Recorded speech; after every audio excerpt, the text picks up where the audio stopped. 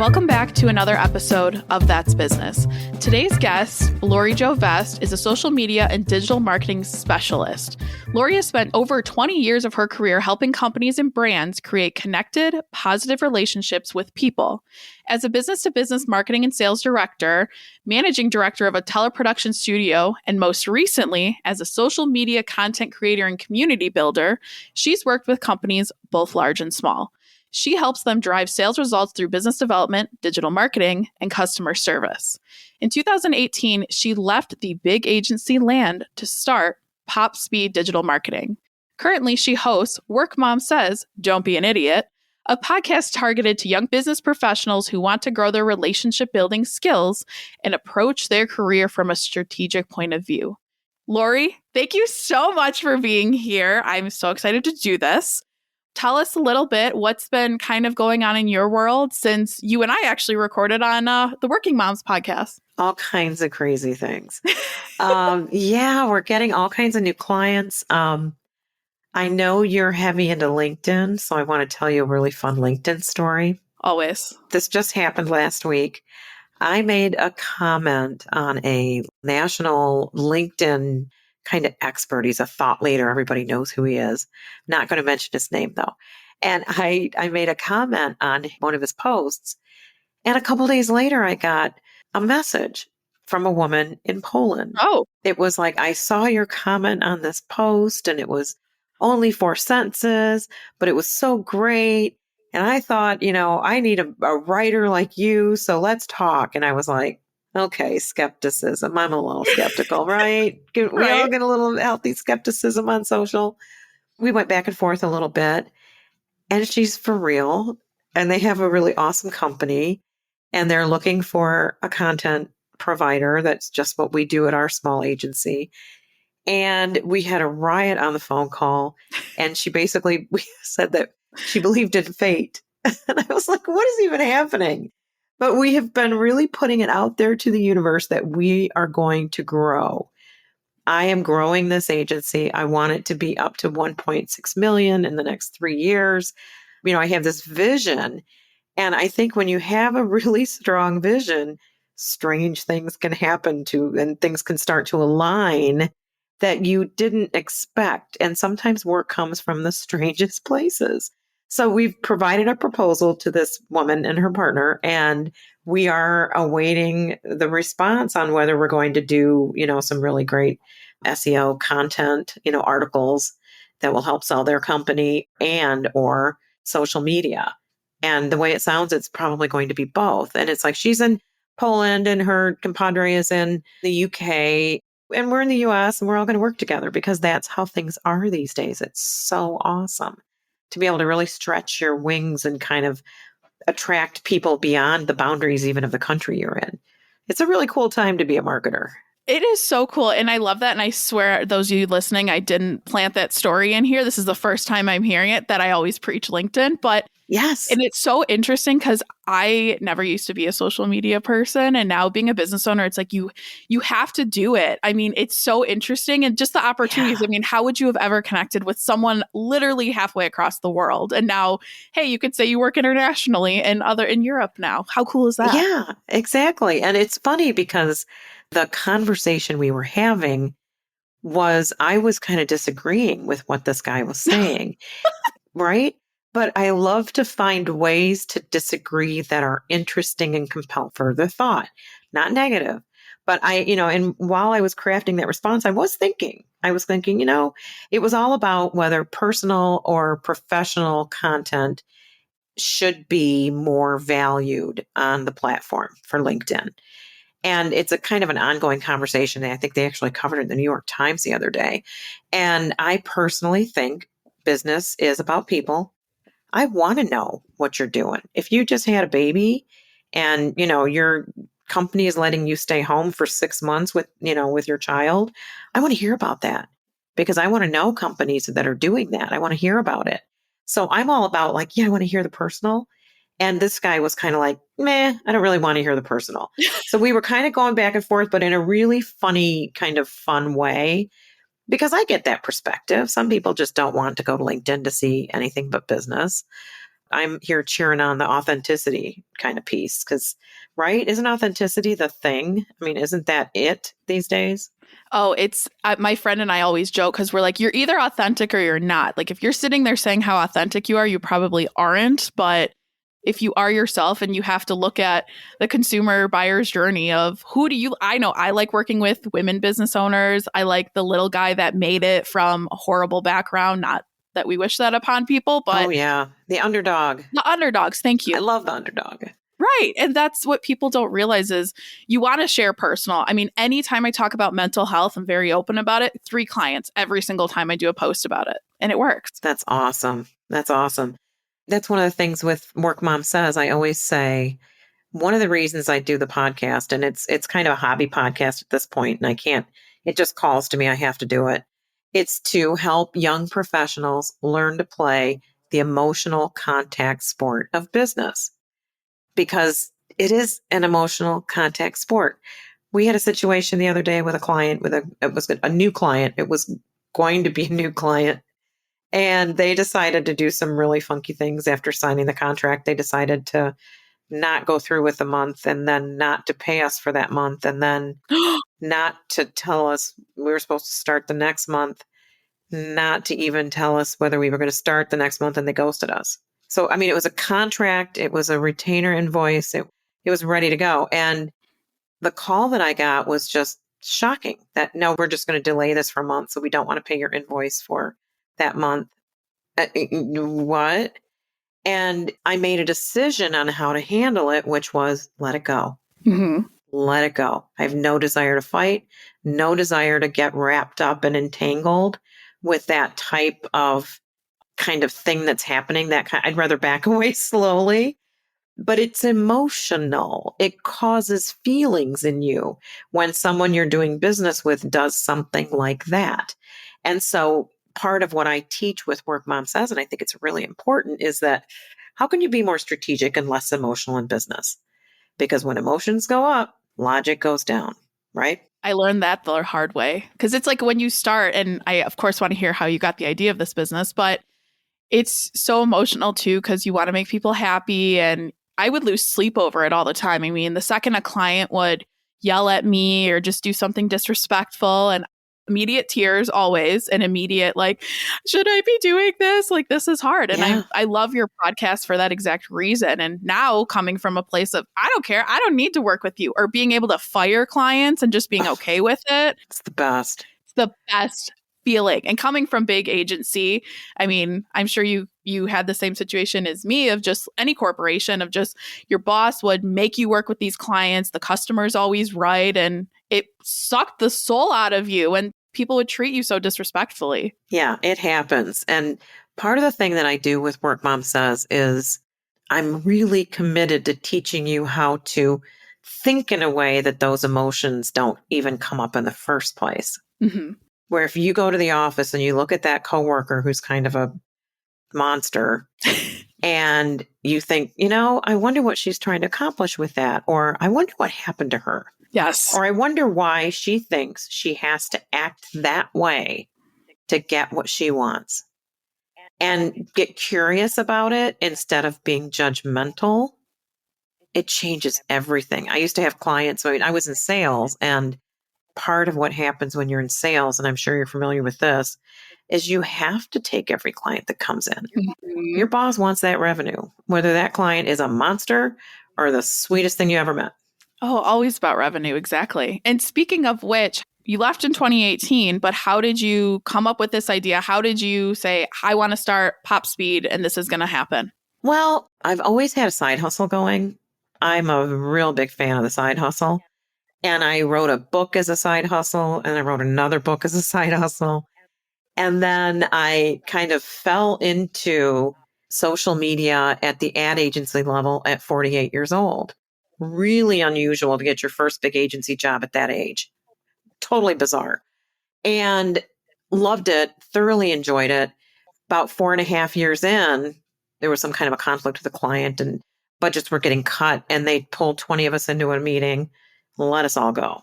And I had already been doing some social media as a side hustle for clients while I was there. And I, okayed it with them. It wasn't competitive work. It wasn't anything it was little bitty clients, right?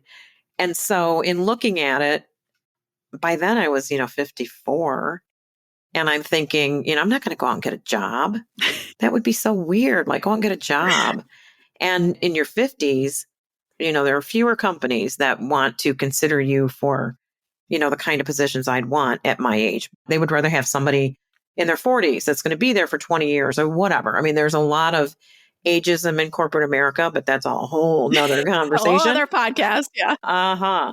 But what happens when you go out and form your own company is all that wisdom and value you can bring to your clients at a much lower price. So I had the 6 years, 8 years of agency experience. Now I'm doing it for my clients on a little agency experience, and we don't have any overhead. It's less expensive. There's a lot of opportunity in digital marketing. And what we do is digital marketing that works, that gets results. It's fascinating how many people think that they're doing social media and then they say it doesn't work. Well, because they haven't taken the time or the effort to make sure they're doing it well, doing it as the channel wants it to be done, doing it in a way that's going to get people to click and actually take action. It's a marketing tool. And if you're not a marketer, it can be difficult to do it in a way that's going to get anything for you. So we're focused on, being an agency that gets results, doing primarily social, and it's paying off. If we're growing, we're 4.5 years in, about 2 years in. I did a program on this. I hope everybody looks this program up, free. And no, I'm not getting paid because it's a free program. There's no money in it, but there's a free 30-day program that a gentleman named Benjamin Hardy created called 30 Days to Your Future Self. And I was, just coming out of a cancer diagnosis. I was 2 years out of treatment, had this kind of solopreneur thing going, went, what do I do? What do I really want? Right. And the pandemic was starting and I stumbled across this course, and it's a 30-day watch a video, journal to a couple of questions, do it again the next morning. You do it every day for 30 days. By the end of 30 days, he has you get really clear on what you want. And I want to be a debt-free millionaire. And that's all. I want to be a debt-free millionaire. And that's the clarity of the goal. Now, what it doesn't say is I want to be a debt-free millionaire so I can donate to really great causes that just feed my soul. So I can do my podcast at a really high level. What he does is help you see a vision. And over the 30 days, what happens, I've never experienced this before, is doing things that don't serve that vision become uncomfortable. So working on the sofa with my laptop, that's not what somebody who runs, and for some reason, the number 1.6 million came up as my initial target. And if somebody who's running that type of company doesn't sit on the couch with a laptop, they have an office. So I built an office. They have accountability groups. They have business coaches. So I started building those things around me.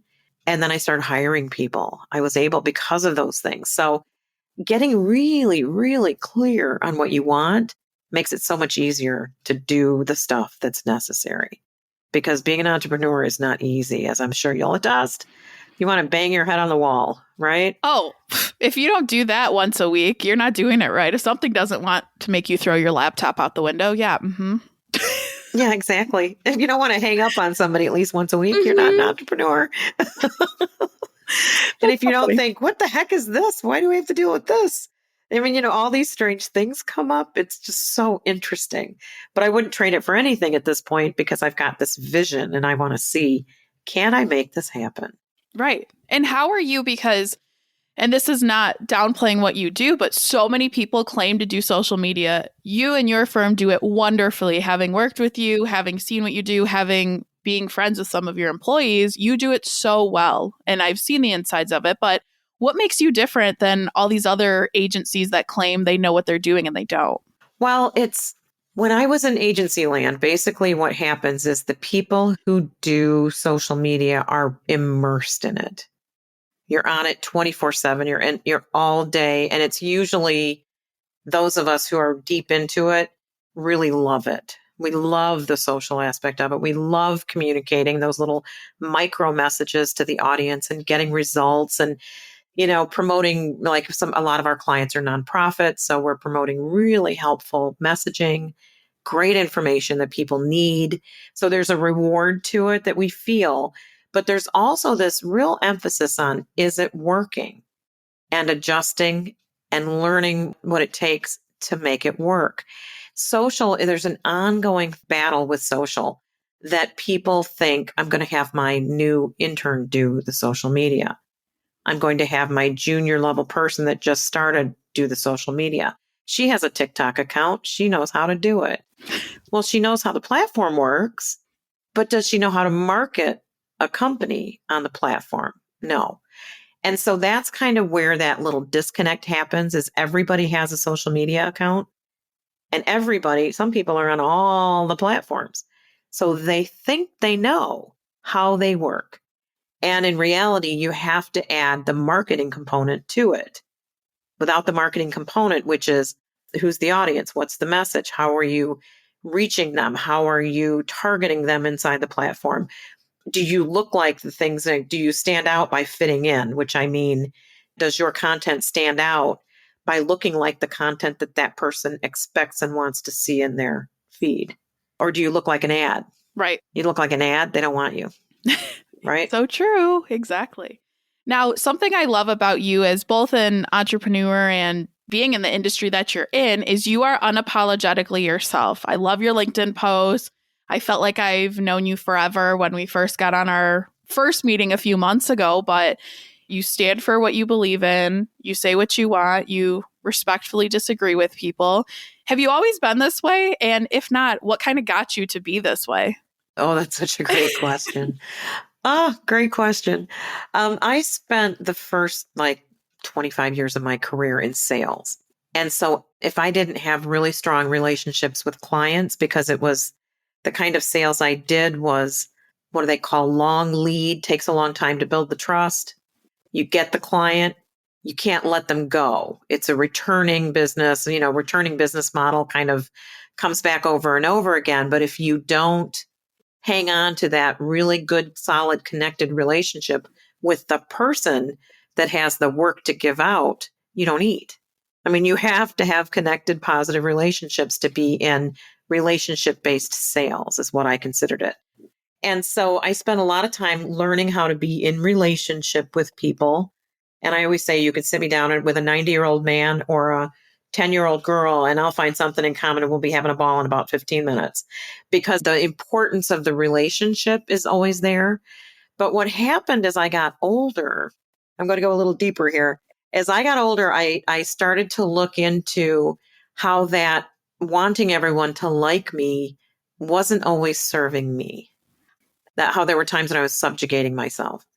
And I came across this book about complex PTSD.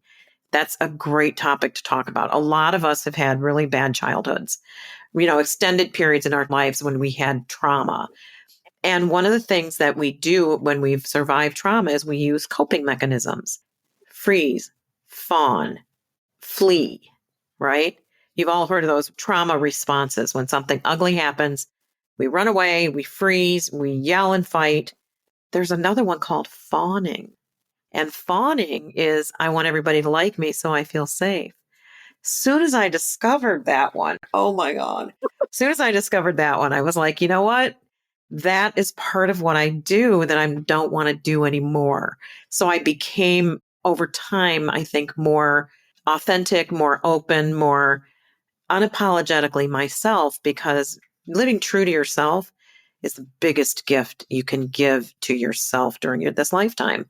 Doing what suits you, what serves you, not going into spaces that make you feel uncomfortable. If you're uncomfortable, you don't belong there. If if it feels the energy doesn't feel right, they don't understand you, they don't appreciate you, get out.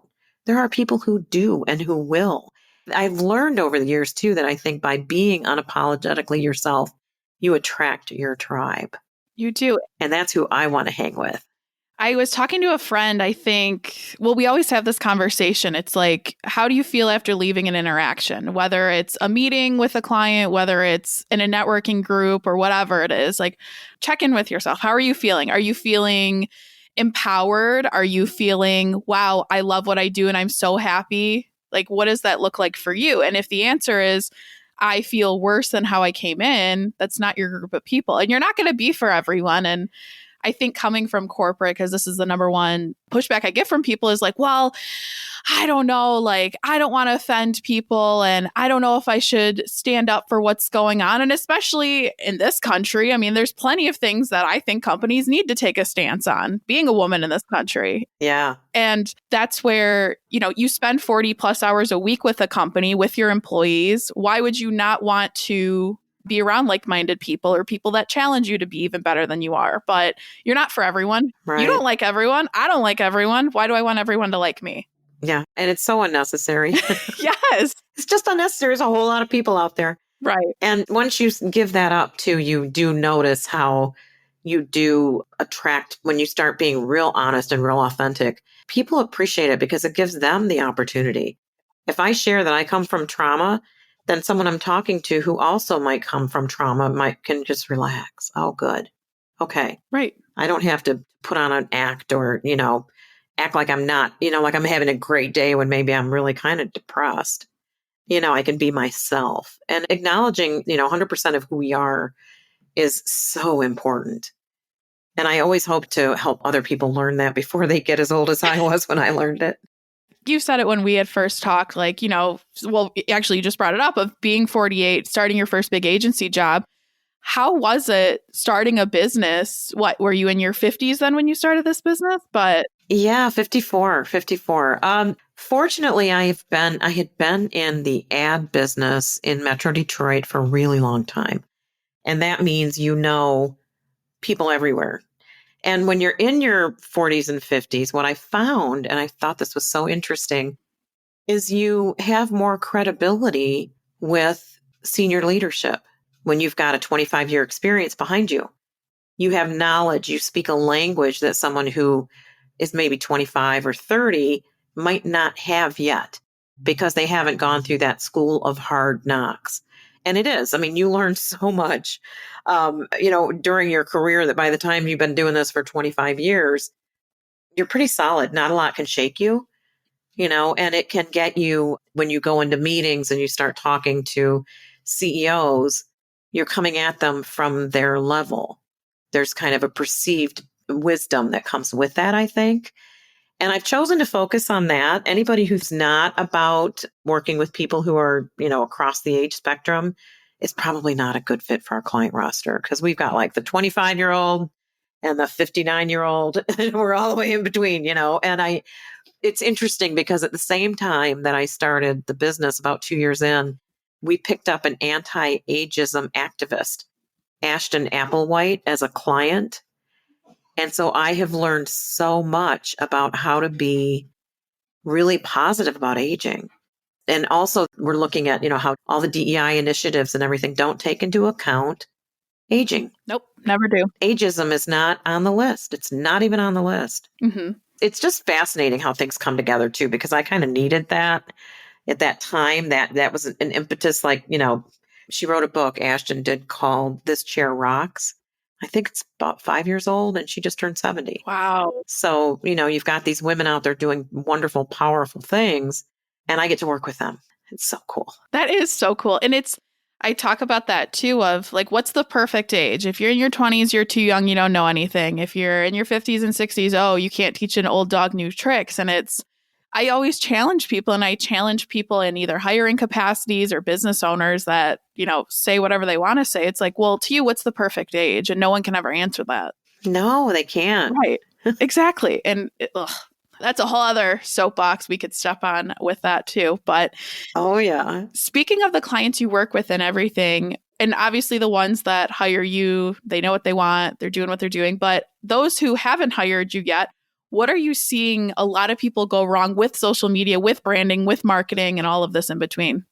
Well, I see people measuring the success of social by how nice it looks, how pretty it is, how well it represents them, how well it fits with their brand, when they should be measuring how much traffic it's sending to the website, how many leads is it generating, how many calls are you getting, how many mentions are your sales people getting about your social, how many people are going to your website to read your thought leadership content.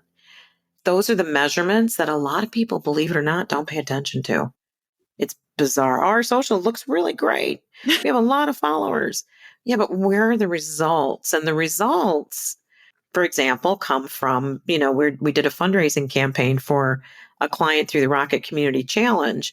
Rocket companies did a peer-to-peer fundraising contest, and then they matched donations on different days. They would match every unique donation. They would give you another $25. So if you had 20 new donors, in one day, you would get an extra, however many dollars times 25, and we ended up doing a campaign, sending emails out to our list kind of strategically during the course of this 3-week initiative.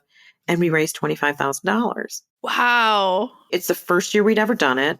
We tried all kinds of different things. Now we've done it once. Next year, we'll do it again, and we'll use what we learned this year to keep it moving. So there's a lot of tracking. There's a lot of going back and looking at what we always look at what happened. We look every month what happened last month with the content that we posted for our clients. What results did we get? What did well? What didn't? Let's do more of what did well and less of what didn't. I mean, it's really not that hard, but it takes effort and it takes knowledge to know how each of the channels are used. They're all unique, and they really are all unique. That's, I think, one of the big mistakes people make is just treating social as something anybody can do and looking at the wrong results. That's so great. Now, as we continue to wrap this up, because I could speak to you for hours, I always like to ask, what is your biggest piece of advice or something, maybe life lesson you've learned so far, or this is just your opportunity to give the good people and all our good listeners some advice here? I like to, and this is something I've done my whole life, I like to encourage young people to look at their business relationships from a strategic point of view. And what that means is, all your relationships should be good, because I think that's just important in your life, and how you treat people is important. But in business, if you look at every relationship as a potential strategic opportunity and look to connect with that person, even if they're being jerks, don't let them go away telling somebody that you did something wrong. You know what I mean? Always be the person who behaved in a strategic manner, meaning you're calm, you're compassionate, you're kind. When you're in a relationship with anybody that has a business context, you are always on your best behavior, your best presentation, the best you. Not that you're not being you, but you don't let your guard down and snipe at somebody. You don't let your guard down, have too many cocktails. I've had clients that have become dear friends, and I've still never forgotten, you are a client. So you're always going to keep that strategic. And what happens, what I found really interesting is by that ability to be strategic in relationships with the goal of creating connected, positive relationships can work in other places too. My first husband, my mother-in-law was a bear. She was passive aggressive, extremely difficult, and nobody was good enough for her son. I was able to treat her with respect, compassionately, with kindness, because I treated her like a client.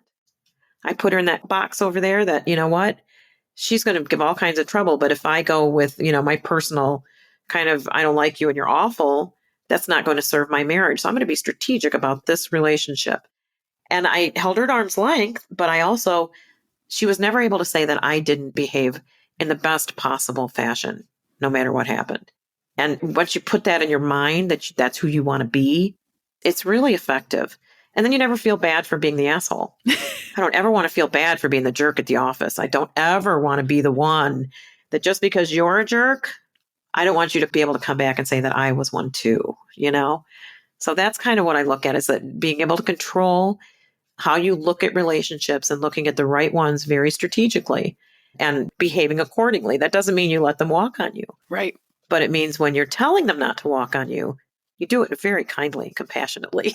Oh, that was great. Boundaries are good. Boundaries. We love boundaries. Yes. Especially if you come from trauma, boundaries are huge. So yes, exactly. They are. And last but not least, we'll include links to all your socials and how people can potentially work with you. But if someone wants to get in touch, how can they contact you? How can they follow Pop Speed? Plug yourself here. All right. We have a website at popspeeddigitalmarketing.com. that tells you kind of who we are, what we do, or what our focus is, our mission, vision, values, all those kinds of things.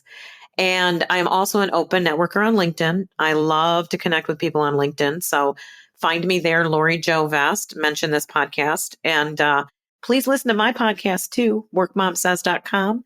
And that's where I give advice and talk about all kinds of different aspects of business and how you can avoid, when I say avoid drama and achieve more success by learning to play the emotional contact sport of business. So yeah, that's me. Lori, thank you so much. This has been such a fun episode. For those of you listening, thank you again for tuning in to another episode of That's Business. Remember, if you're not happy in your career, need some guidance, contact us for a free consultation.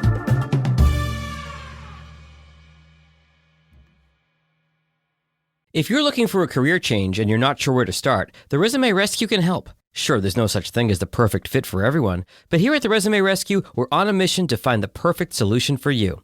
Whether it's changing careers, updating a resume, learning LinkedIn, or practicing interviewing, we have you covered. Find us online at theresumerescue.com and find all of our contact info in our show notes.